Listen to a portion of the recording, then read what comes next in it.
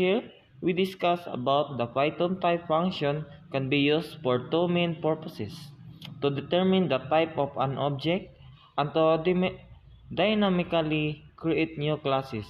First, determining the type of an object. This is the most common use case for type. When called with a single argument, it returns the types or class of that object. Example: x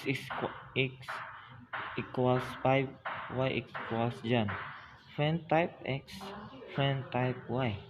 Type tells you the data of a variable. X is equal 5 is an integer. Y equals John string. So second, dynamically creating classes. This is a more advanced use of type and is often employed in metaprogramming or frameworks that need to generate classes on the fly. When you code with the three arguments, name, basis, date, it creates a new class.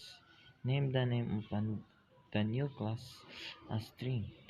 Base a tuple of base classes or inheritance. Dict a dictionary containing the class, attributes, and methods.